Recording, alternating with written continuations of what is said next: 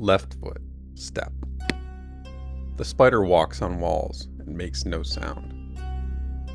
Right hand, swing. The spider runs on walls and no one sees. Left hand, hold. Right foot, slide. A figure crawls down the face of a mountain cliff without aid of rope. Her silhouette is a scurrying insect beneath the pale light of twin moons. Her clothing is wrapped tightly around her body in a series of knots that weave and coalesce in a protruding mound at her back. Her movements have no sound, nothing but speed and tension and blood pushing through her ears. Nothing but sweat gathering down the valley of her spine and fragments of rock rubbing against the torn calluses of her hands. The grit of skin scraping off her fingers, mixing a mortar of dust and perspiration. She descends through clouds as thin as her breath, a blindfold veiling her eyes. She grips the face of the cliff, moving on from each sharp cleft of rock as quickly as she touches it. She senses the sudden cavity from the night before, where a fragment broke off her hand as she prepared to leap from its secure hold.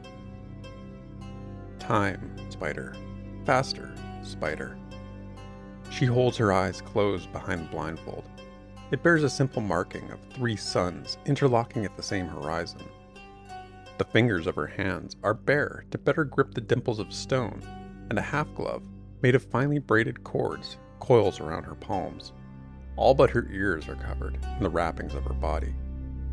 She pauses to listen for clamor below, but her heartbeat is too loud to hear a sound.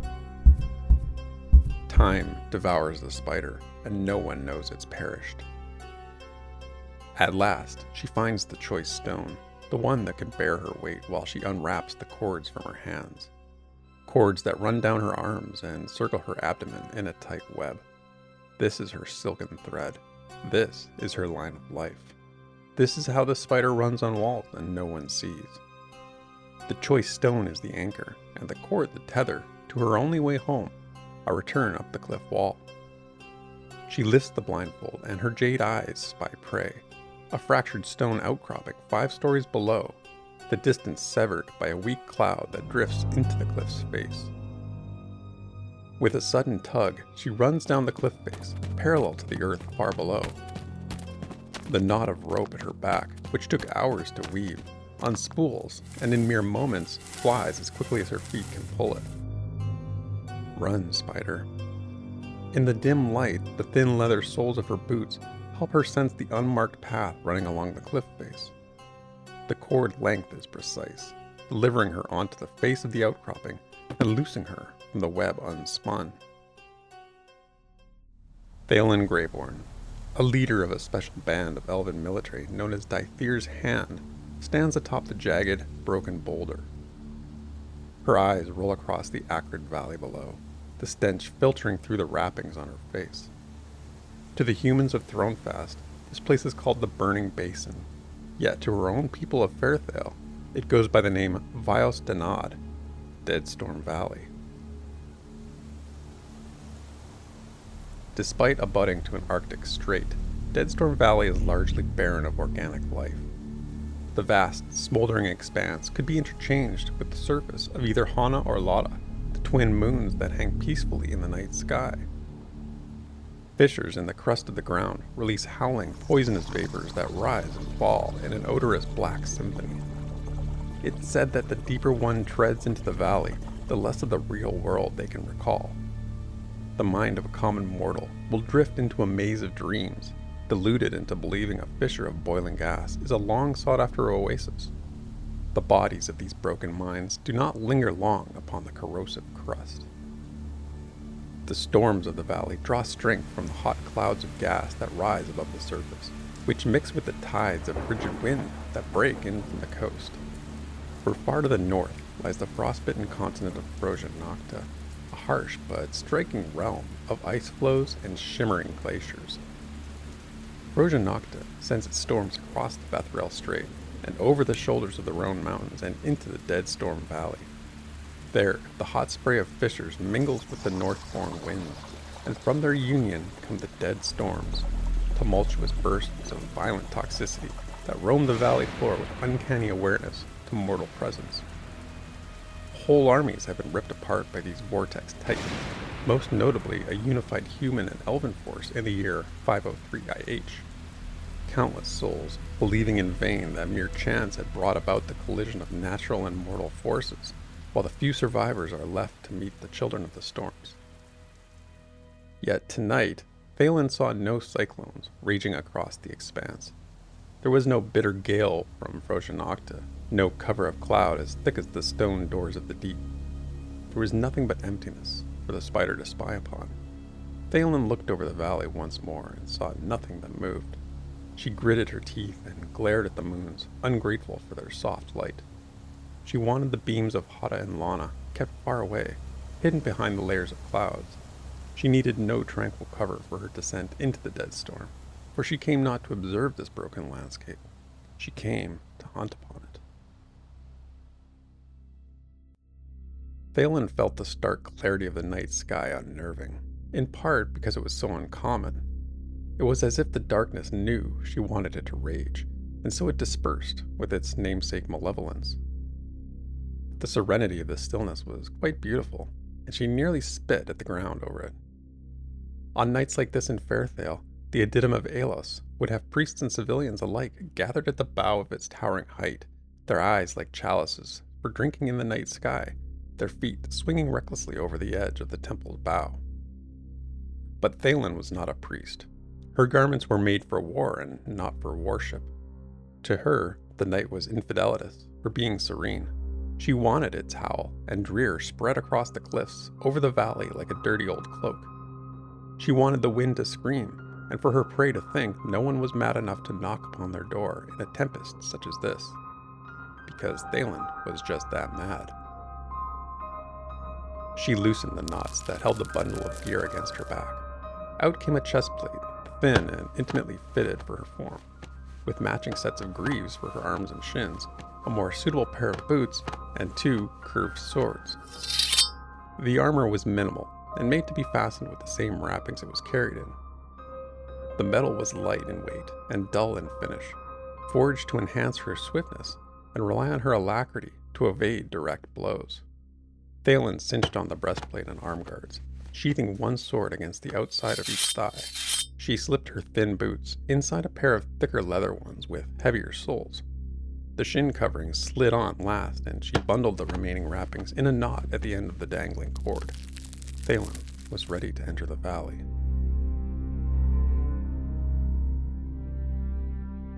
She gripped the wall and hesitated, her throat dry from so many quick, heavy breaths. Just before she started to climb down, she heard a voice that slowed her heart and mind. Father, are there no good rogues? I suppose there are some. Mother says there are none. She descended the last few stories down the cliffside, onto the surface of the Deadstorm Valley. As she started to run, the old, crusted earth popped beneath her feet. Why do you want to be a rogue, child? I want to punish evil for hurting the good. You want to make evil afraid? Yes I do. The hair on Thalen's neck was now dry. The hair on her hand was beginning to stand. A shrill gust kicked up dirt, and she raised her forearm to shield against it. And do you want to help the good find success as well? Yes, of course. Good. The gusts forced her to slow her pace. As she did, a shadow stretched across the uneven ground, swift as a hand to choke the light of the moons. Can a rogue do both those things? They cannot. More shadows snaked toward Thalen, these with volume and rotation. She felt the ground tremble as the gust that had kicked up into her face became a true wind, then swelled into a gale. It rose and began to twist, picking up more of the dust-laden ground as well as rocks and bits of bone. This debris swirled about Thalen and pelted her arms, head, and chest. She found it difficult to see, even harder to move. A crack of thunder echoed off the cliffs, and Thalen braced for the coming storm. Abruptly, the wind ceased. Thalen lowered her arm and looked around, her offhand finding the stone hilt of a sword. Surrounding her were 20 or more creatures with yellow eyes and twisting, shadow-like skin. Nightmarish was their appearance, but ordered was their assembly as they created an oblong corridor around Thalen and the path ahead. These were called the Children of the Valley, though nothing of their appearance was like that of a child. Their bodies had no muscle, no hair, and were instead an unstable shifting form. Their flesh was not tissue.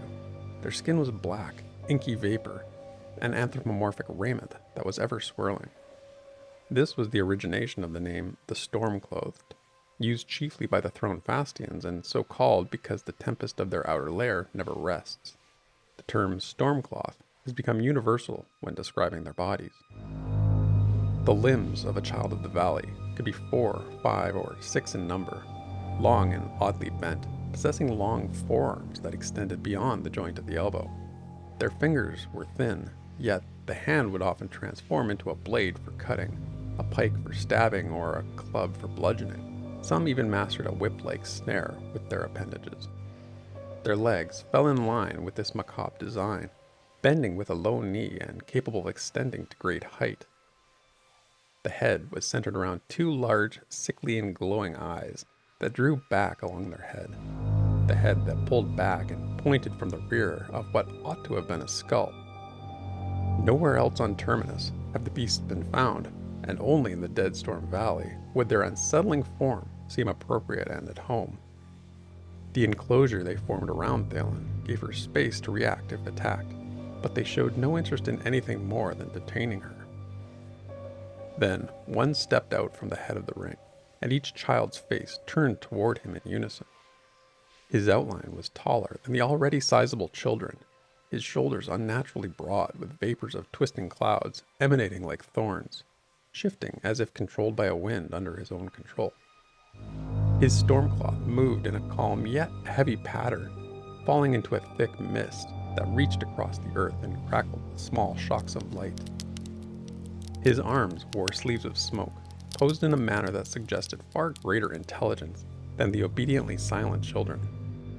His head was a rounded spire of stormcloth, a volute that might have been more fitting on a priest than a creature such as this. His movements were slow and deliberate, carrying a grace that contrasted with the tempest of his attire. His face was a void, save for 2 yellow eyes that swirled like balls of flame. This was the host of the valley. "Why have you returned?" the host asked Thalen, his voice rippling with echoes of itself. The elf could feel his words through her feet, vibrating bits of rock with haunting amplification. The host brought his hands together, awaiting a reply. Thalen pulled her feet together to face him. Her posture softened, her breathing did not. She clung to the burning spheres of flame in his face with her own gaze. To claim what is mine. The host turned his face away, yellow eyes disappearing entirely. His head began to shift from the featureless, swirling void to that of a pale white face. The stormcloth grew and fell like long, white hair around the cheeks of this new face, extending down to the ground like tranquil waterfalls. Thalen's throat constricted, but her body betrayed nothing. She knew that face, handsome, elven, in pain, a pain she shared. The host was wearing Thalen's pain as the face of someone she once knew. "Nothing is ours to own," the host spoke through the face, eyes black and empty. "Nothing is ours to give." Thalen's cheeks heated as the creature continued to pace, her feet refusing the order of her hands to fly toward the host with blades drawn. The host of the valley removed his head as if it were merely a bowl set on a table and held it in one hand. "What have you brought us as purchase?" he asked. I told you, I have already paid. Thalen shouted, her outcry ripping across the expanse. The host paused for a moment. The face she knew filled with sorrow, though the host's silhouette was completely still. The face began to hum a song, the tune of a children's fable popular in Fairthale. Thalen froze as it reached inside her ear, familiar and almost reassuring. She did not wince or look away as a tear fell from her eye, yet the host drew a hand over the face she knew. "Why have you returned?" The host repeated his first words to her. To claim what is mine. Thalen replied evenly. "Have you brought what we seek?" Thalen's rage withdrew behind the coverings over her face. Her eyes darted from the face she knew to the host and held it and back again. I have not. She answered. It does not exist. The face she knew was swallowed over in stormcloth, and the vacant head returned to the host's shoulders. His burning yellow eyes retreated into his head, and there returned in their place 2 spheres, crimson and polished like rare jewels. What have you to tell us about existence, elf? His voice deepened, the echoes now smaller. Your kind did not exist on Abazul until a millennia ago. You were destitute of knowledge as to how you came. Thalen swallowed, and her hands embraced the handle of each sword as if they were rocks she hung on from the cliff. Until you find that which does not exist, you are unwelcome here. After a moment, the host turned away, his swirling figure disappearing into the ring of children around Thalen, like a shadow fading in the darkness behind a setting sun. His final words cracked through the clouds. On that day, you shall have your purchase. The storm went with him as he departed. Tense, silent moments passed, the air frozen in place, save for a veil of mist. Then the ranks of children broke like wild animals toward her. Yet this was a fight Thalen Greyborn had expected. The months prior of smaller, stealthier incursions had permitted her to observe the children, their tendencies and patterns. Some she had even given names, according to the types of aggression or weaponry. These she studied and committed to memory, training with elven counterparts to behave as children do, finding weaknesses and exploiting them with swiftness and cunning. She had treated her blades with alchemical compounds of precise composition, testing them firsthand as she could. The one she simply called Onus Kiss tore through the stormcloth with satisfying ease, like a flesh-eating poison might a common mortal. The hum of the blades as they swung through the air, then into the beast and then into air and back into beast, was a pleasing melody to her ear, like a bard enjoys the pick of the strings. She played her skill in the shadows, using the darkness against them in cruel poetry. Soon the dozens of children were but a few, and these retreated, though not out of fear, but as if called back from whence their leader had gone. Thalen was alone once more, the words of the host scorched into her mind like a branded hex. She checked her wounds as she traced her steps back to the cliff's rugged embrace. The spider grieves, and no one sees. Her ascent to the choice stone was deliberate, but still at great speed. The toll of this night was etched into her face, hands, and side. As she placed one hand above the other and began to climb, she heard those 2 voices once more. Can a rogue do both those things? They cannot. She tied the end of the cord to her waist and crawled back up the cliff face. Nothing remained of her presence. So Mother spoke true. No. She spooled the cord around her abdomen and flew back, up the upper half of the cliff. Left foot, step. Right hand, swing. I don't understand, Father. A rogue cannot do those things, Thalen, but you can. And you will.